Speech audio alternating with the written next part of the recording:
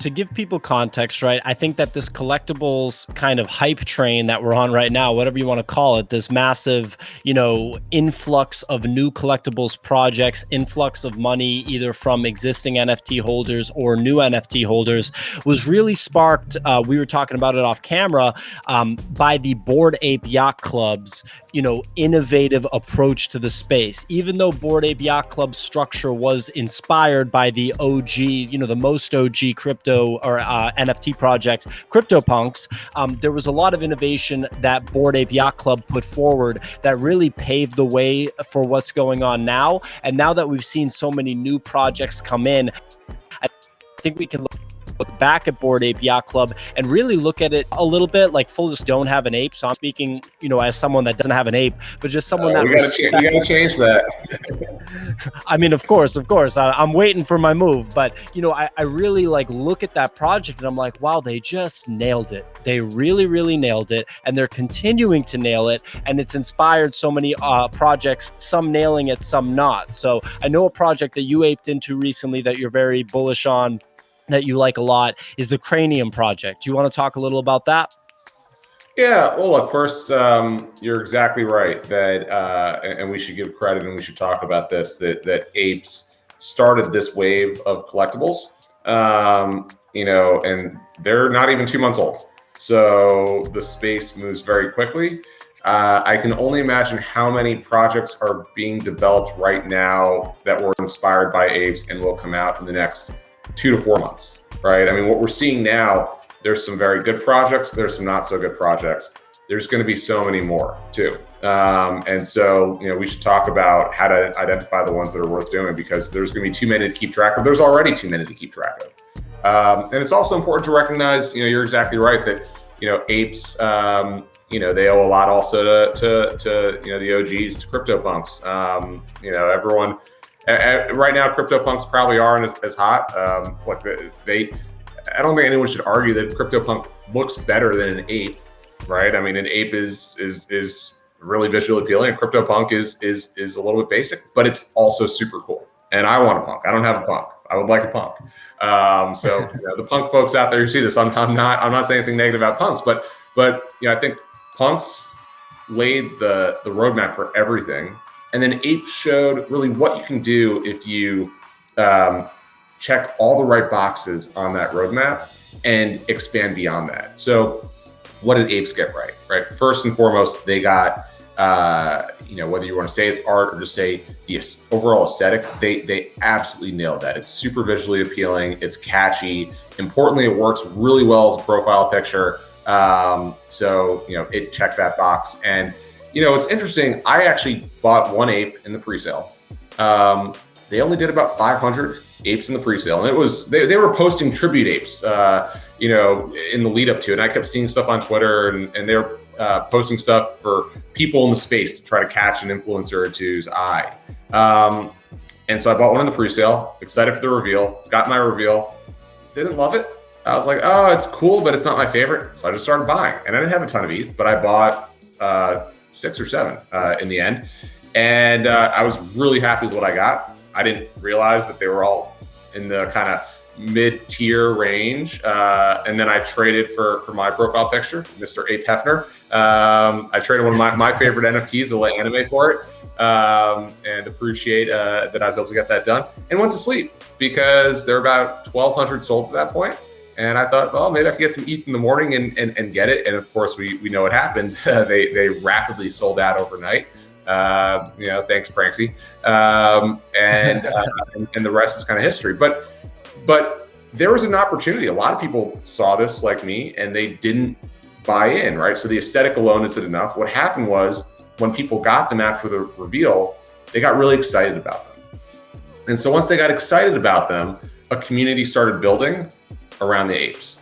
And you can actually go into a lot of these discords and nobody really scrolls all the way up. But if you go to the beginning, it's quiet, it's a slow build.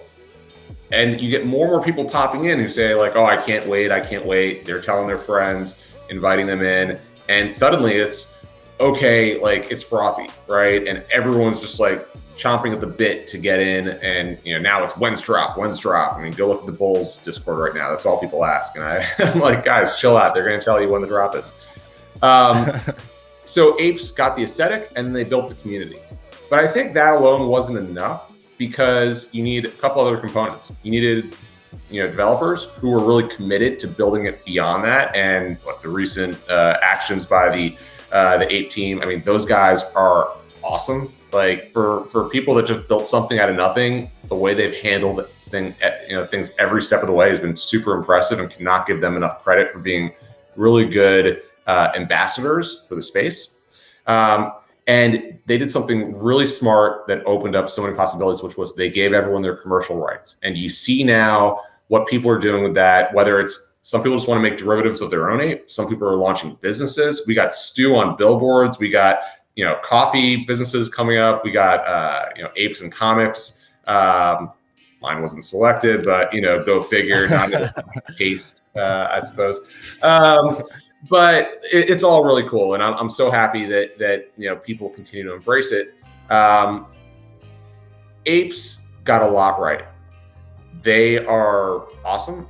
And new projects are coming along that are both copying some of what they've done, and that's the most sincere form of flattery, but also expanding and building upon that. And that's why I'm excited for the future of the space, because it's going to keep being, copies, similar projects, and then you're going to see something take what Apes did, like Apes took what Punks did, and build and expand and pivot in a different direction.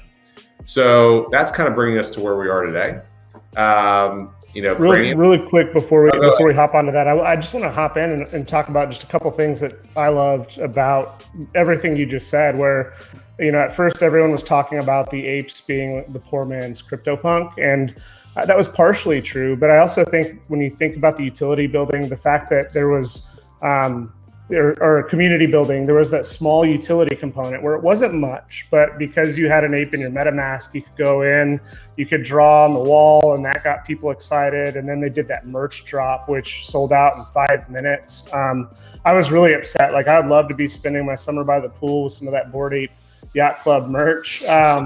It's incredible. And, the other piece of, you see things like Ted Chin with their drop on Nifty Gateway, and they're putting Easter eggs of not just the OG Nifty Gateway or blue chip artists. Like, there's apes as a lot of these Easter eggs and a lot of other projects. And then, Nest Graphics with that masterpiece. And I think you actually were you were given one of those. I bought mine retail, but I thought that was if I'm wrong, forgive me, but that was a masterpiece from Nest Graphics. It was my first piece from Nest, and I'm a big fan of that, and it's really cool.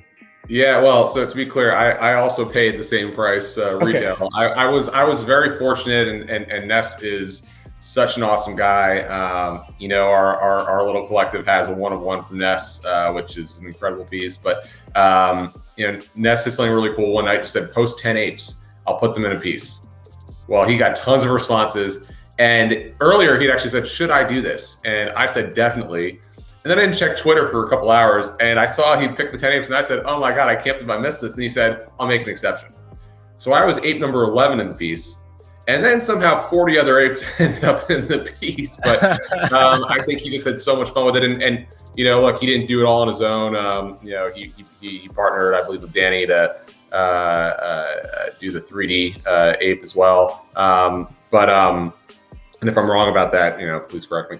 But it's an awesome piece. So happy to have bought it, and it sold out instantly. And just shows the commitment of the ape community. You mentioned what Ted did. I'm very lucky because Ted, another one of my favorite artists, he actually popped my ape into his profile background, and now I see tons of people doing that. But Ted just said one night, "Hey, send me these, awesome fun." And Ted being a great part of the community across all platforms, but has really embraced the apes as well. So a lot of good things were built upon this, and it was giving people the freedom to do what they want with the community. The devs don't control the community; the collectors and the ape holders do, and so that's been really awesome.